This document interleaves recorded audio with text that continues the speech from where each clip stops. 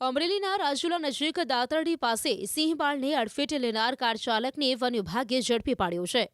CCTV ફૂટેજના આધારે તપાસ કરી રહેલી વન વિભાગની ટીમે કાર ચાલકની મહુવાના કોબડી ટોલ નાકા નજીકથી અટકાયત કરી છે।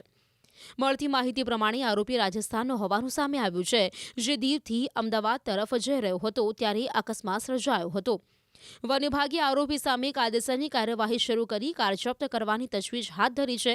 રાજુલા જાફરાબાદ નેશનલ હાઈવે પર ગત રાત્રે વાહનની ટક્કરથી સિંહબાળનું મોત થયું હતું। ઘટનાની ગંભીરતા જોઈને શેત્રુંજી ડિવિઝન દ્વારા 4 ટીમો બનાવીને તપાસ શરૂ કરાઈ હતી।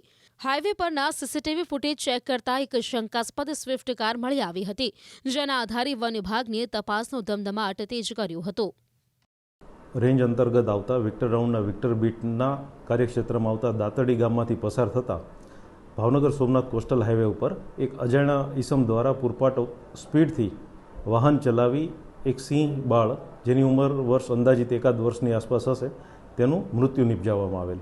મહુવા પાસે આવેલ મહુવાથી આગળ કોબડી ટોલ નાકાની આસપાસ જતા આ વાહન ચાલકને અટકાવેલ અને વિગતવાર પૂછપરછ કરતા જે શંકાસ્પદ વાહન છે એ મળી આવેલ, તેની કાયદેસરની અટક કરવામાં આવેલ છે। હાલ તોમતદારને BNSSની 35(3)ની નોટિસ આપીને પૂછપરછ ચાલુમાં છે।